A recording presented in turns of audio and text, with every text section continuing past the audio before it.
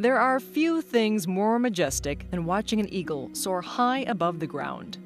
Many songs, poems, and stories have been inspired by the beauty of such a sight.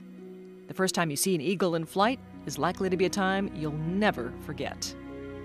But what happens when one of these majestic creatures gets injured? If this were your injured cat or dog, the answer to that question would be clear. Take them to your local vet.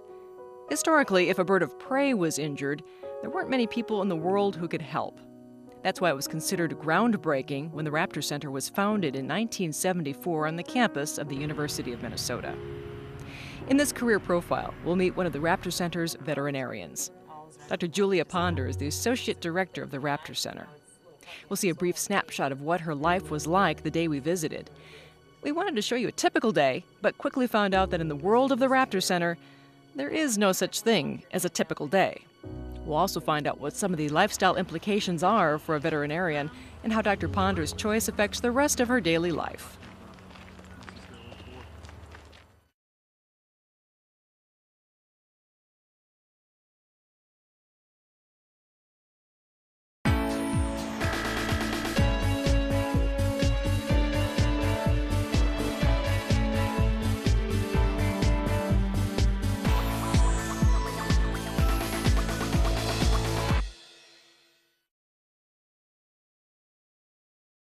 I'm one of those really unique people that I said I wanted to be a veterinarian at 10 years of age, and I never, ever changed. When we got our first dog and we had horses growing up, it was just the only thing I ever wanted to be. I was always a outdoors type person, out in nature and out with animals. As I went through school, my focus was always sciences. That was the thing that I enjoyed the most, biological sciences. As I got into high school, I started working, I started by volunteering at a vet clinic, just to get the experience and find out, is this where I wanted to spend my life? And so I volunteered just as a cage cleaner in a vet clinic in a small town in Texas, and soon was put on staff after that. Okay, when we do wings, we always hang on to this, and the easiest thing is to push up at the elbow, so that you're always on bone rather than feathers, because the bones are just more solid structure. Dr. Julia Ponder is a veterinarian at the Raptor Center on the campus of the University of Minnesota. Today, Dr. Ponder is treating several different species of raptors and working with a rotation of veterinary students. The Raptor Center is internationally known for its pioneering efforts in the field of avian veterinary medicine. They treat over 800 birds per year. Dr. Ponder says that her career as a veterinarian is unique. In this position, I just really feel like I'm doing something in the bigger picture of the world. I love the challenge of helping these birds that are forever being injured by human encroachment on their territory.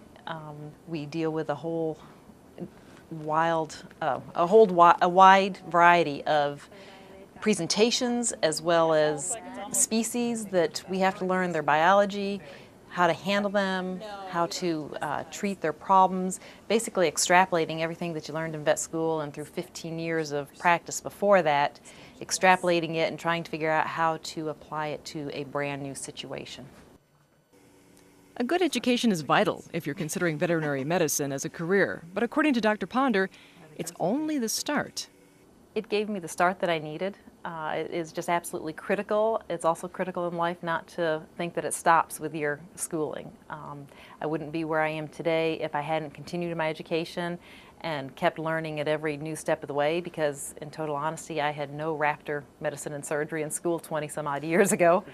But I got my foundation of science, my foundation of medicine and surgery. And then I've spent the next 20 years continuing to learn as new things have been discovered, as we've applied basic knowledge to new species. It's just a never-ending process to keep learning more about your career. I mean, a simple fracture that I should be able to heal with no problem, and this complication, if we don't get it loose, will prevent the bird from being released. So, when pursuing your career, you may find that changing circumstances in life can put you in the way of new opportunities. My family moved here from Texas. My husband took a new job, and I was not licensed in the state of Minnesota. My Texas license didn't transfer. So while I was studying for my licensing exams and getting ready to become licensed in Minnesota, I stopped over at the Raptor Center, which uses a phenomenal amount, over 200 volunteers at a time. I was familiar with the Raptor Center's work, just having been aware of birds and medicine and conservation issues in the world. So I stopped over here and started volunteering. And I was volunteering on a clinic crew, like we have, 14 crews a weekend, morning and afternoon every day of the week. I volunteered on the Monday crew. And just got really, really fascinated by the work with these birds. Thought about going back to school and pursuing that, but Dr. Rettig offered that if I would work on a regular basis, he would allow me to work as a volunteer veterinarian. At which point the Raptor Center thought they had a free veterinarian 3 days a week, and I would have the advantage of getting an education from the world leader in avian medicine and surgery and raptor medicine and surgery. So I did that for 3 or 4 years, and then when they were looking for a staff veterinarian, they offered me the job. So I kind of volunteered my way into the position, but I was lucky enough to study for several years with the best in the world. Being a veterinarian can be a very gratifying career. The thing about being a veterinarian, at least for me, is that I am one of the few people I know that absolutely adores what I do every day of the year.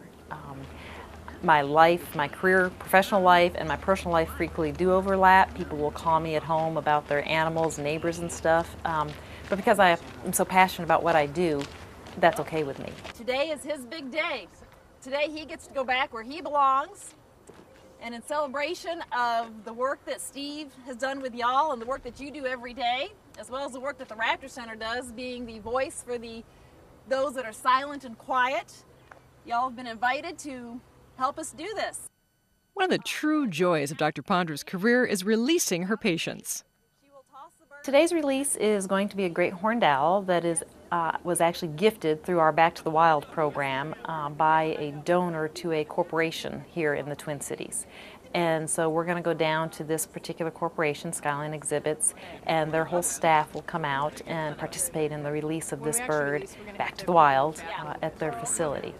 And we've been planning it for a few months now, so it should be a fun experience. One of their staff members will have the honor of releasing the bird, and we'll be there to make sure that it's done safely for both the bird and the handler. We're ready. Okay.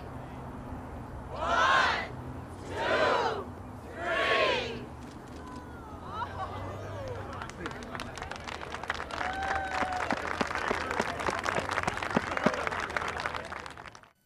If you'd like to read a written profile of Dr. Ponder, hear more from her interview, or find out more about becoming a veterinarian, please go to the web address on your screen.